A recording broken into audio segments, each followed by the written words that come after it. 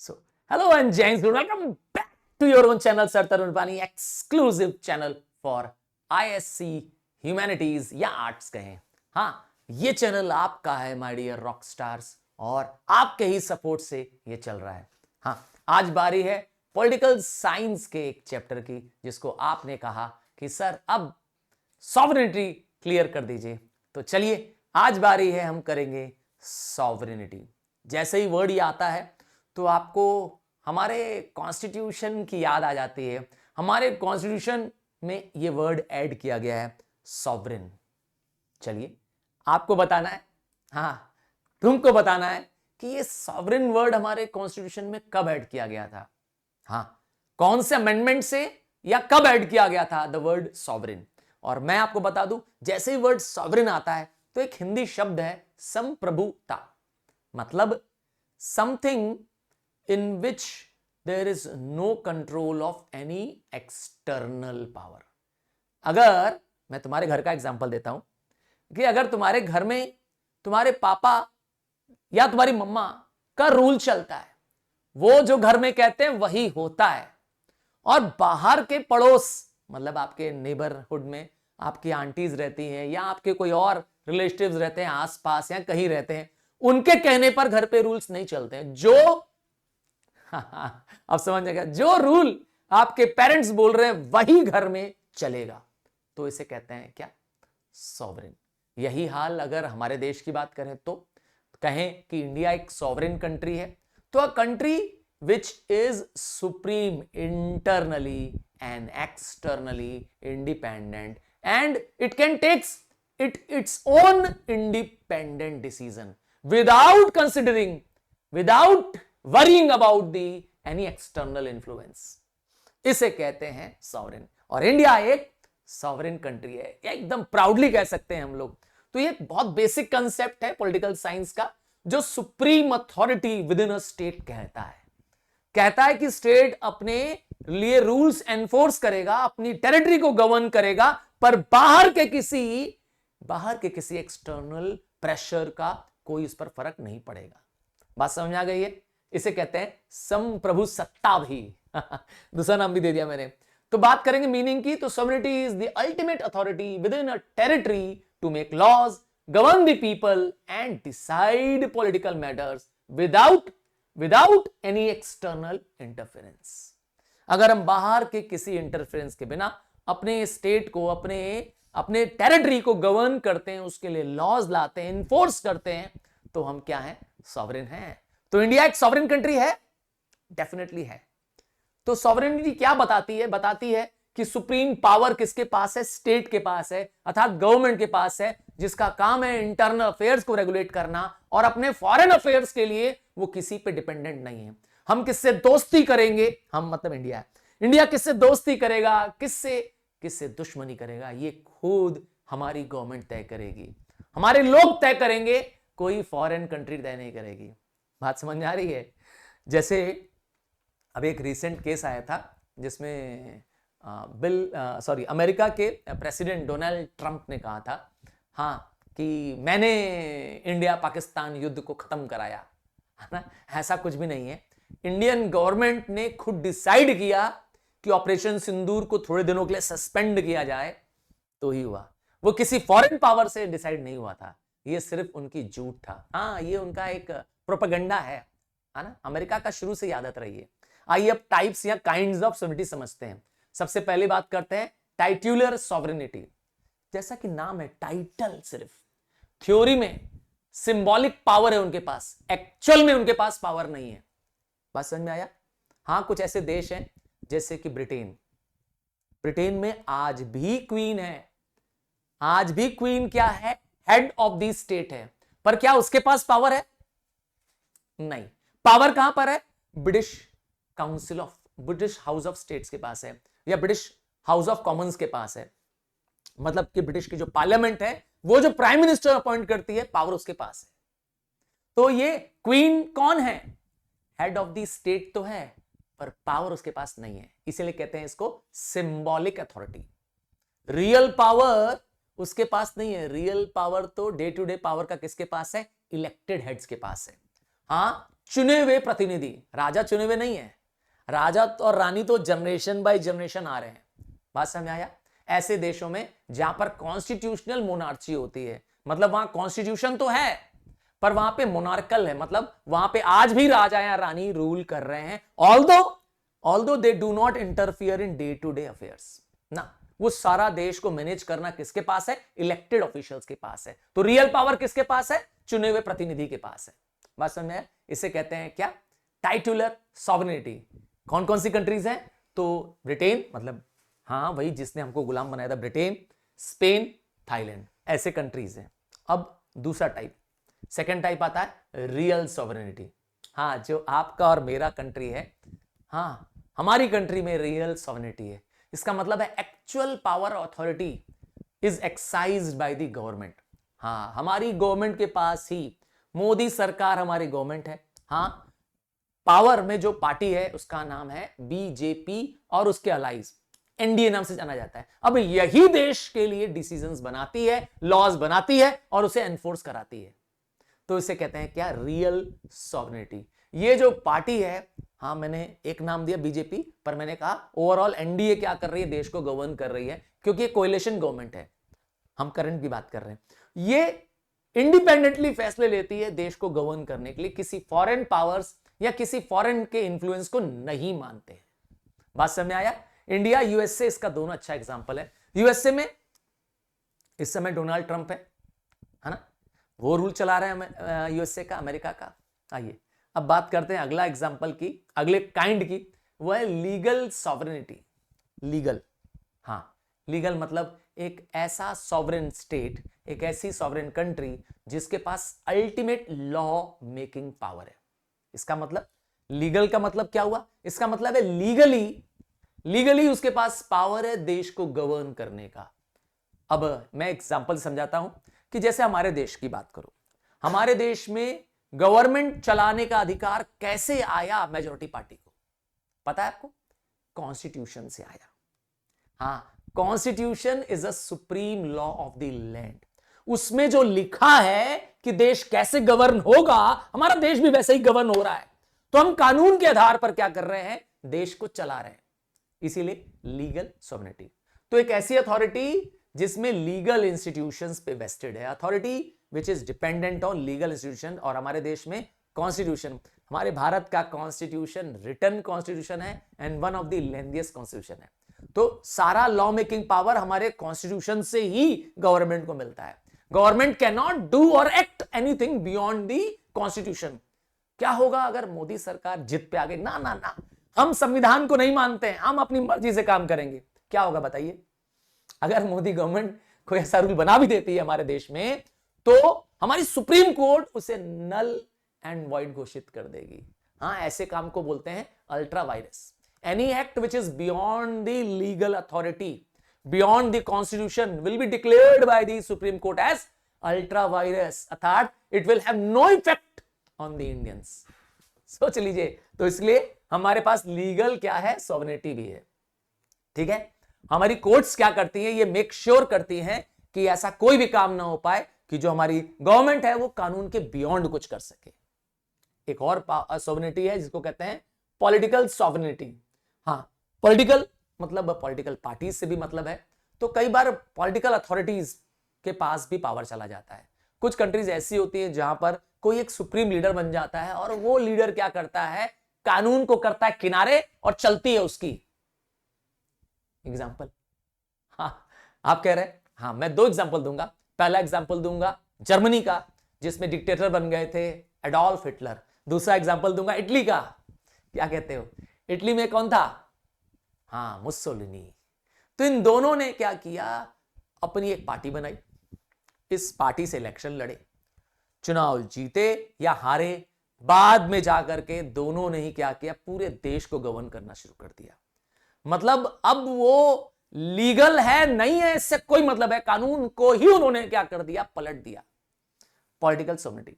यहां पर पावर किसके पास है? स्टेट के पास है, पॉलिटिकल अथॉरिटीज के पास है, और वो ही देश को गवर्न कर रहे हैं, weather it is aligned with the legal और नॉट। बात समझ आ गया? इसे कहते हैं क्या? Political sovereignty. अब दो टाइप की सॉवरेनिटी और पढ़ेंगे, D jure and de facto. पहले बात करेंगे डी ज्योर। स्क्रीन पे आप एक इमेज देख पा रहे हैं, चाइना ताइवान। हाँ, क्या रिलेशन है आपको मालूम है? थोड़ी सी हिस्ट्री बताता हूं। चाइना में रेवोल्यूशन आया, चाइनीज रेवोल्यूशन आया, तो कम्युनिस्ट लोग जो थे वो अंडर द लीडर ऑफ माओ टीस्टंग, हाँ, और नेशनलिस्ट लीडर्स में लड़ाई चली। चाइना में लंबे समय में इन दोनों, कम्युनिस्ट वो लोग थे जो बिलीव करते थे कि power of the country should be with in one hand, और नेशनलिस्ट रिपब्लिकन्स में बिलीव करते थे, फ्री डेमोक्रेसी में बिलीव करते थे।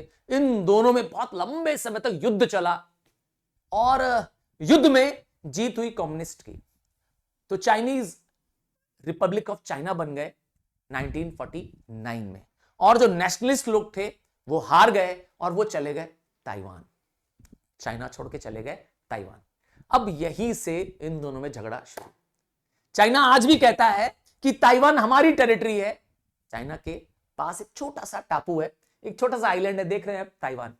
चाइना आज भी कहता है यह ताइवान हमारा है, हमारी कंट्री है, अपने प्रॉपर्टी इसको मानता है, अपनी टेरिटरी मानता है। जबकि ताइवान की गवर्नमेंट कहती है कि हम इंडिपेंडेंट है, हम किसी भी चाइनीज पावर को, रूल को अपना नहीं मानते हैं, और हमें वर्ल्ड बॉडीज द्वारा, इवन यूनाइटेड नेशन ने इसको क्या दे दिया है, लीगल सैंक्शन दे दिया है। हाँ, इसको पावर मिल चुका है, एज अ सेपरेट कंट्री इसको ट्रीट किया जाता है वर्ल्ड में। यही है डी ज्योर सॉवरेनिटी। आइए, तो क्या है? तो डी ज्योर सॉवरेनिटी क्या है? एक तरह का रिकॉग्निशन है, एक तरह की सॉवरेनिटी का अधिकार मिल गया है। Power is granted by law, कानून ने इन्हें पावर दे दिया है क्या करने के लिए? देश को गवर्न करने के लिए। ये सुप्रीम है, ठीक है। It is recognized by the international law having the right to govern a specific territory. तो मैंने पहले बताया, ताइवान को इंटरनेशनल कम्युनिटी ने, यूनाइटेड नेशन ने एज अ कंट्री क्या कर लिया है? एक सॉवरेन स्टेट मान लिया है। चाइना नहीं मानती, याद रखिएगा, आज भी चाइना इसको एक सॉवरेन कंट्री नहीं मानती, कहती है ये मेरी टेरिटरी है, और अक्सर लड़ाई करती रहती है, उसे पाने की कोशिश करती रहती है। पर आज तक चाइना उसे कब्जा नहीं कर पाया है। पता है क्यों? क्योंकि आज भी यूएस इसको सपोर्ट करता है। यूएस ताइवान को सपोर्ट करता है इंडिपेंडेंट बने रहने में, हर तरह से मदद करता है, मिलिटरीली भी एंड टेक्नोलॉजी वाइज भी। बात समझ में आया? नेक्स्ट आता है de facto sovereignty. De facto, इसके लिए आप इसको देखें, इस इमेज को देखें। इस इमेज में आपको एक सोमालिया दिखाई दे रहा है, अफ्रीका का एक ईस्टर्न कंट्री है। अफ्रीका के ईस्ट में एक कंट्री है सोमालिया, दिख रहा है, और उसके बगल में आपको दिख रहा है सोमालीलैंड। हाँ, सोमालीलैंड पर सोमालिया कहता है मेरा कब्जा है। ध्यान से सुनिएगा। पर जो सोमालीलैंड है, छोटा सा देश दिख रहा है, ये इसे मानने से मना करता है। तो क्या है केस, आइए समझे डी फैक्टो का। तो एक्चुअल और practical exercise of power, whether it is legal recognised. तो लीगली ये रिकॉग्नाइज नहीं है। क्या रिकॉग्नाइज नहीं है? कि सोमालिया का कंट्रोल सोमालीलैंड पे ना, लीगली रिकॉग्नाइज नहीं है। तो अगर एक कंट्री क्या करे, सेल्फ डिक्लेयर्ड रिपब्लिक कर दे, मतलब सोमालीलैंड जो है, जो छोटा सा आप देख रहे हैं, ये सोमालीलैंड अपने आप को क्या कहती है कि मैं एक रिपब्लिक देश हूं, मैं इंटरनली इंडिपेंडेंट हूं। जबकि इंटरनेशनली, ध्यान से सुनिएगा, यूएन ने या कोई वर्ल्ड बॉडी ने इसे क्या किया, रिकॉग्निशन नहीं दी है। फिर भी इस लैंड को क्या करता है, ये अपने हिसाब से क्या करता है, गवर्न करता है, विदाउट कंसिडरिंग सोमालिया। बात समझ में आ गया? यही है डी फैक्टो सॉवरेनिटी। तो चाइना ताइवान का जो केस है जस्ट उल्टा है। चाइना ताइवान के केस में ताइवान को इंटरनेशनल रिकॉग्निशन मिल चुका है, उसे मान लिया गया है कि वो एक सॉवरेन कंट्री है। यहां सोमालीलैंड को नहीं माना गया है, फिर भी सोमालीलैंड इंडिपेंडेंटली क्या कर रही है, अपने रूल्स बना रही है, without any foreign, without any outside control. बात समझ आया? ये दोनों में क्या है, जस्ट रिवर्सल है। बात समझ में आई? आइए अब अगली बात करते हैं, नाम है पॉपुलर सॉवरेनिटी। पॉपुलर जैसा नाम लिखा है, यहां पर बोला गया है, जैसा इंडिया की बात कर सकते हैं, सबसे अच्छा एग्जांपल है इंडिया। एक ऐसी सॉवरेनिटी है जिसमें पीपल के पास सारा पावर है। आप तो जानते हैं, democracy is government of the people, by the people and for the people. तो हमारे इंडिया में भी हमारे पास क्या है, राइट है हमारी गवर्नमेंट को अपॉइंट करने का और उसे हाँ, अगली बार नहीं आओगे अगर अच्छा काम नहीं किया इस 5 साल तक। याद है कि नहीं है? तो ये पावर हमारे पास है, इसको कहते हैं पॉपुलर सोवरेनिटी। ठीक है, इसमें क्या बताना चाहते हैं कि डेमोक्रेटिक गवर्नमेंट है और वो पीपल द्वारा इलेक्टेड है। जब तक हम सेटिस्फाइड है, हैप्पी है, इस गवर्नमेंट को चलने देंगे, और वरना इसकी छुट्टी। बात समझ में आ गई है? इसे कहते हैं पॉपुलर सोवरेनिटी, जो सोवरेनिटी एक्चुअली में एग्जिस्टेंस में है। अब बात करेंगे कैरेक्टरिस्टिक्स ऑफ सोवरेनिटी। तो एक सॉवरेन कंट्री या सोवरेनिटी क्या होती है? तो मैंने कहा अगर वो सॉवरेन है तो वो सुप्रीम है। हाँ, उसके पास है सुप्रीमेसी, मतलब सबसे बड़ा पावर। मतलब उस स्टेट के पास, उस कंट्री के पास क्या है? अपने आप को गवर्न करने का पावर है, और कोई भी विदेशी ताकत उसको गवर्न नहीं कर रही। अगर गवर्न कर रही है तो इसका मतलब वो सॉवरेन नहीं है। इमेजिन करिए, एक एग्जांपल दे रहा हूं, ऐसे अपने एग्जांपल दे रहा हूं। एक कंट्री है, हाँ कंट्री एक्स, ठीक है, पर उस कंट्री एक्स पर कंट्रोल चलता है अमेरिका का। अमेरिका जो बोलती है वही कंट्री एक्स करती है। बात समझ आया? तो इसका मतलब कंट्री एक्स क्या है? सॉवरेन नहीं है। बात समझ आई ना? नेक्स्ट है इंडिविजिबिलिटी। अगर वो कंट्री सॉवरेन है, वहां पे सॉवरेनिटी है, तो सॉवरेनिटी को स्प्लिट नहीं किया जा सकता। सिंपल सा मतलब है, ऐसा नहीं हो सकता कि सॉवरेनिटी लोगों के पास है, सॉवरेनिटी किसी दूसरे राष्ट्र के पास भी नहीं नहीं नहीं। सॉवरेनिटी अलग अलग बॉडीज में नहीं डिवाइड की जा सकती। सॉवरेनिटी है तो एक साथ है, मतलब वो पूरी उस स्टेट के पास है। ऐसा नहीं है कि आधी सॉवरेनिटी यहां पर है, कंट्री एक्स में है, और आधी सॉवरेनिटी कंट्री वाई के पास है। देश का कानून एक्स बनाएगा, पर देश की कोर्ट और अदालतें कंट्री वाई में होगी। ये कैसे हो सकता है? बात समझ आया? तो जब भी होगी तो पूरी सॉवरेनिटी होगी, टुकड़ों में सॉवरेनिटी नहीं होगी। और क्या खास बात है? सॉवरेनिटी इज इनअलाइनेबिलिटी, मतलब सॉवरेनिटी किसी को हम दे नहीं सकते। अरे भाई, कोई दिखने वाली वस्तु थोड़ा ना है ये तो एक क्या है? कमांड है, एक पावर है हमारे पास। क्या हम किसी को दे सकते हैं, ट्रांसफर कर सकते हैं? नहीं। इंडिपेंडेंस आप दे सकते हैं, ध्यान सुनिएगा, आप अपनी आजादी त्याग सकते हैं, गुलाम बन सकते हैं। सॉवरेनिटी, हाँ सॉवरेनिटी नहीं। समझ में आया? तो state can not lose its sovereignty, although कुछ समय के लिए सॉवरेनिटी को कंट्रोल किया जा सकता है, एक्सटर्नल प्रेशर लगाया जा सकता है। बात समझ में आया? नेक्स्ट है परमानेंस। सॉवरेनिटी परमानेंट होती है, हमेशा रहती है, और स्टेट के साथ रहती है। हो सकता है लीडर्स चेंज हो, जैसे अभी हमारे इंडिया की बात करें, अभी बीजेपी की गवर्नमेंट चल रही है, एनडीए की सरकार चल रही है। जब ये चुनाव हार जाएंगी 5 साल बाद तो क्या होगा? या आने वाले समय में कोई और पावर में आ जाएगा।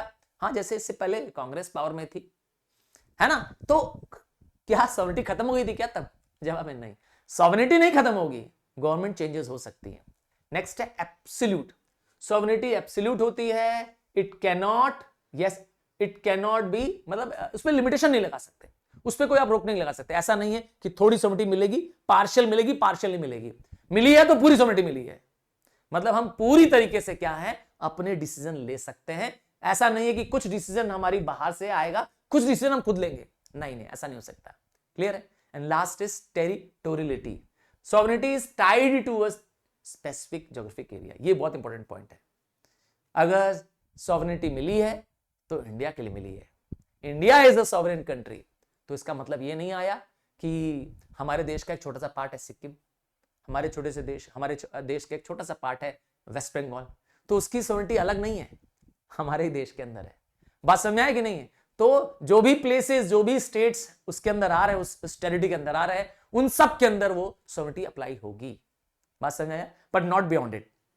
अब बांग्लादेश की सॉवरेनिटी हमारे पास नहीं है, बांग्लादेश का कंट्रोल हमारे पास नहीं है, ठीक है? आइए कुछ समझते हैं सॉवरेनिटी का कोई हिस्टोरिकल एनालिसिस क्या है, मतलब कैसे आई सॉवरेनिटी, ये शब्द कहां से आया?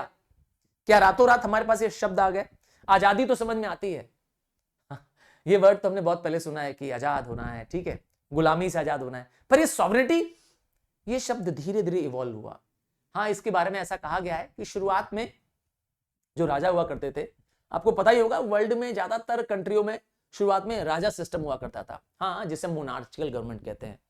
तो राजा वाले सिस्टम में राजा अपने आप को क्या मानता था? डिवाइन पावर मानता था। हाँ, राजा और राजा की संतानें, ऐसा माना जाता था कि उनके पास ईश्वर की पावर है, उनके पास ईश्वर की दी सत्ता है। तो लोग उनको क्या करते थे? भगवान की तरह पूजा करते थे, और उनकी जनरेशन बाय जनरेशन यही चल रहा था। पर जैसे जैसे क्या हुआ, दुनिया में जो मोनार्चियल सिस्टम है खत्म होने लगा और डेमोक्रेटिक रिपब्लिक कंट्री आने लगी, तब ये नया सिस्टम डेवलप हुआ, सॉवरेनिटी। अच्छा, इसका एग्जांपल दूं, हाँ, फ्रेंच रेवोल्यूशन।